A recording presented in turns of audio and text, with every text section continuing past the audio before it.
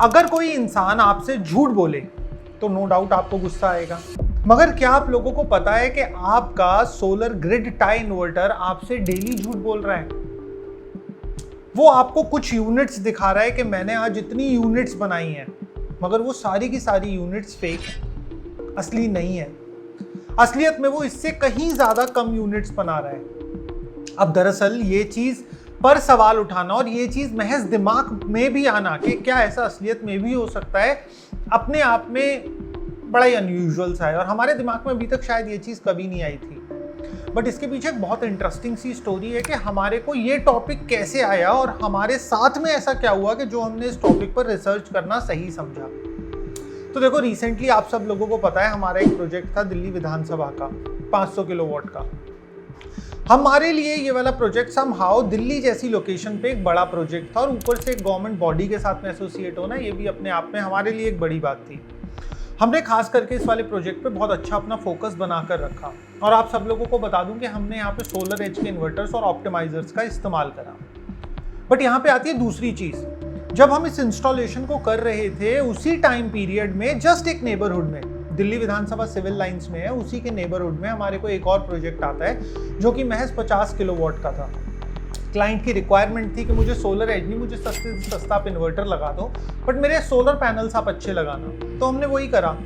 हमने, अब मैं मेकर का तो नाम नहीं लूंगा, बट हाँ समहाउ चाइनीज ओरिजिन, वैसे तो सोलर एज भी चाइना से ही बनकर आ रहा है, बट कंपनी बाहर की है, कंपनी इजराइल की है, बट हमने एक चाइनीज ओरिजिन का इन्वर्टर उनके यहाँ पे लगा दिया और समहाउ मिड सेगमेंट का था, बिल्कुल डाउन मार्केट सोलर पीसीयू नहीं था, मिड सेगमेंट का जो आमतौर पे हम घरों में भी लगाते हैं। हमने वो इंस्टॉल कर दिया। हमारे पास में अब जैसे क्या होता है कि अगर हम कोई छोटी इंस्टॉलेशन करते हैं तो हम उसका ऐप का हैंडओवर कस्टमर को दे देते हैं, हमारा उसके बाद में ज़्यादा कोई लेना देना नहीं रहता। बट इस केस में क्या हुआ कि जब हमने विधानसभा को हमने सेशंस में चालू करा, जैसे आज हमने 200 किलोवाट चालू करा, फिर हमने 100 और करा, फिर 100 और करा, इस तरीके से हमने उन्हें स्टेजेस में चालू करा। तो समहाउ वो पूरा का पूरा प्रोजेक्ट समहाउ हम देख रहे थे अपनी आंखों के सामने महीने 2 महीने तक। उसी समय पे क्या होता है कि जब हम देखते हैं हमारे को रियलाइजेशन होता है कि यार ये जो सोलर एज के ऑप्टिमाइजर और इन्वर्टर के साथ में हमने सिस्टम लगाया है, इसका परफॉर्मेंस मिसमैच कर रहा है उस सिस्टम से जो हमने जस्ट नेबरहुड में लगाया है। महज 500-600 मीटर की भी दूरी नहीं होगी और जो डिफरेंस था वो 20 से 25% का था। मतलब कि हमारा विधानसभा का प्रोजेक्ट 20 से 25% कम इलेक्ट्रिसिटी आउटपुट दे रहा था और जो दूसरी जगह पर हमने इंस्टॉलेशन करी थी महज 500 मीटर दूर, वो हमारे को 20 से 25% ज्यादा परफॉर्मेंस आउटपुट दे रहा था, जबकि सोलर पैनल सेम थे, इन्वर्टर का फर्क था। तो हमने इस चीज में फर्दर डीप डाउन इन्वेस्टिगेशन करी कि आखिर ऐसा हो क्यों रहा है। और बहुत सारे क्लाइंट जो कि अपना फोन ऐप निकालते हैं, जिनके यहाँ पे नया नया सोलर लगता है कि देखो मैंने सिस्टम ने आज कितने यूनिट्स बना दिए, समहाउ कहीं वो सारे के सारे यूनिट्स का खेला एक फेक नंबर तो नहीं है जो केवल क्लाइंट को खुश करने के लिए बनाया जा रहा है। और हमारे को इस रिजल्ट में, इस एनालिसिस में हमारे बहुत सारी सरप्राइजिंग चीजें मिली और हमें ताज्जुब भी हुआ ये चीज जान के कि यार किस तरीके से पब्लिक का बेवकूफ बनाया जा रहा है। अब मैं आपको स्टेप बाय स्टेप वो सारी चीजें इस वीडियो में डिस्कस करके डिटेल में बताऊंगा और आखिरी में आपको ये भी बताऊंगा कि अगर आपको इन सब चीजों से बचना है तो कौन सा इन्वर्टर आप सब लोगों के लिए बिल्कुल सही रहने वाला है। तो अब सबसे पहली चीज समझने वाली बात यह है कि क्या ये वेरिएशन असलियत में होता है? क्या चाइनीज इन्वर्टर्स या फिर लो स्टैंडर्ड या फिर लो प्राइस पॉइंट वाले इन्वर्टर्स इलेक्ट्रिसिटी प्रोड्यूस्ड यूनिट्स को बढ़ा चढ़ा कर दिखाते हैं? तो सबसे पहला इसका सिंपल सा जवाब है हाँ, ऐसा होता है। चाइनीज और सस्ते इन्वर्टर्स यूनिट्स को, जो वो बिजली बनाते हैं, उसको बढ़ा चढ़ाकर दिखाते हैं। अब इसके पीछे समझते हैं रीजन कि आखिर ये क्यों दिखाते हैं। पहला तो सिंपल सा पॉइंट यही हो सकता है कि ऑफ कोर्स उनको अपने इन्वर्टर को अच्छा दिखाना है, तो एक अच्छा इन्वर्टर तभी माना जाएगा जब वो अच्छे से यूनिट्स बनाएगा। तो इसका सिंपल सा तरीका है कि अच्छे से थोड़ा सा फेक यूनिट्स दिखा दो, एक सिंथेटिक ऐप दिखा दो जिसके अंदर यूनिट प्रोडक्शन उन्हें देखने को मिल जाए, जिस एवरेज का सिस्टम हो उस हिसाब से, और थोड़ा सा 25% 30% हाइक करके दिखा दो, कस्टमर खुश हो जाएगा, आगे फर्दर रिकमेंड करेगा इन्वर्टर्स को। ये बेसिक लेमैन रीजन है। बट इसका दूसरा रीजन भी समझते हैं जो कि थोड़ा सा टेक्निकल होने वाला है, वो है सॉफ्टवेयर स्मूथिंग का। अब बेसिकली होता क्या है कि ये जितने भी सस्ते इन्वर्टर्स होते हैं, ये कॉन्टिन्यूस मॉनिटरिंग नहीं करते हैं। फॉर एग्जाम्पल आपकी छत पे सोलर सिस्टम लगा हुआ है, एकदम से बादल आ गए, वो हर सेकंड मॉनिटरिंग नहीं कर रहे हैं। वो क्या कर रहे हैं, वो एक टाइम इंटरवल पे मॉनिटरिंग कर रहे हैं, और जो बीच का गैप है उसमें वो ऑन एन एवरेज, जो इस एवरेज का डेटा था वही एवरेज का डेटा डाल के वो एक ग्राफ जनरेट कर देते हैं, क्योंकि उसके अंदर इतनी प्रिसीजन से मॉनिटरिंग नहीं होती है।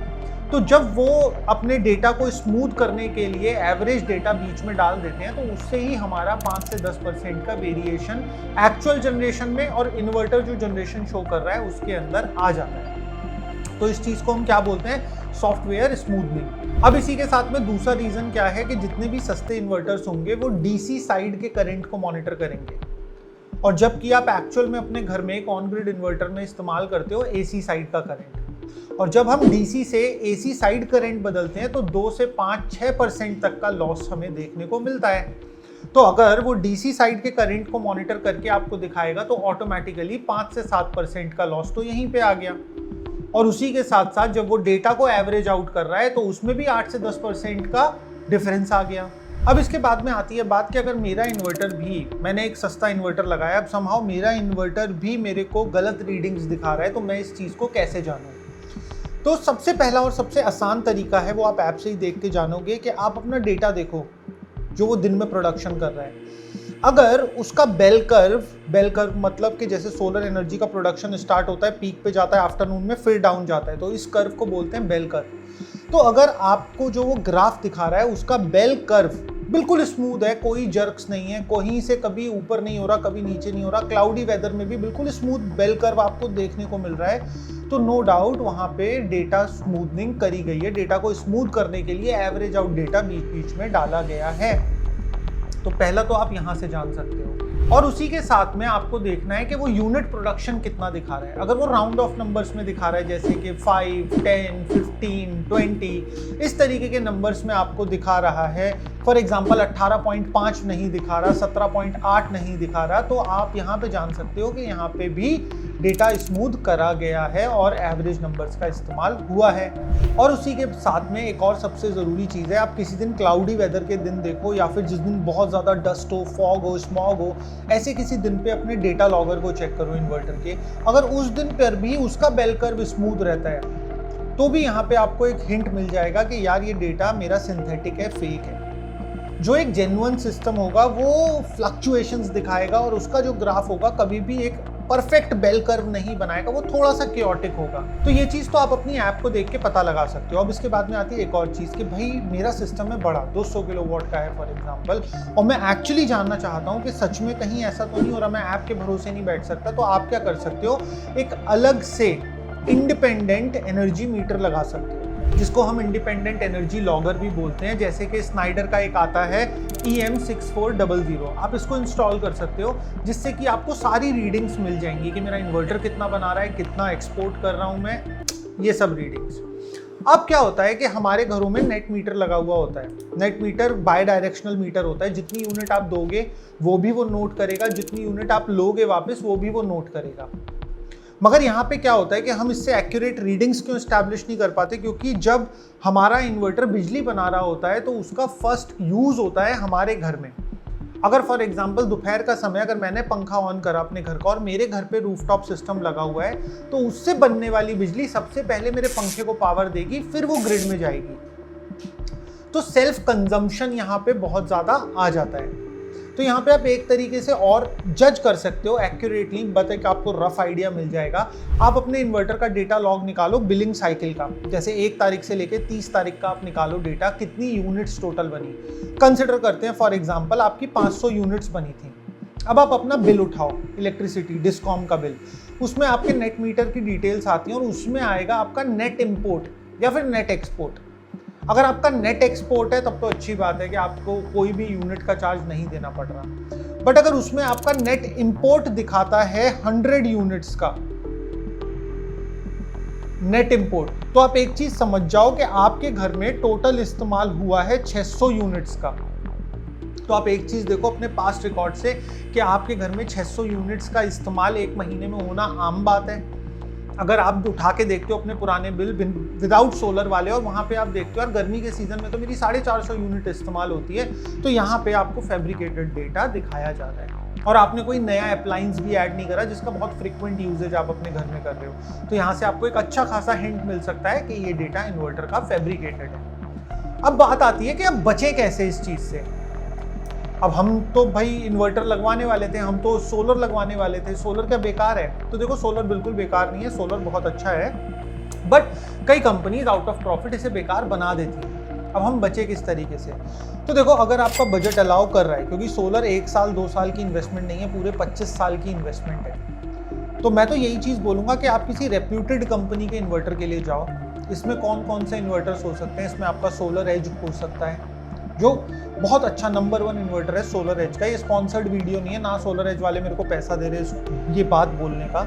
सोलर एज इन्वर्टर के लिए आप जा सकते हो। आप SMA के लिए जा सकते हो, SMA सनी बॉय, ये भी अच्छे इन्वर्टर्स हैं इनके। तो ये 2 inverters top of the line inverters हैं।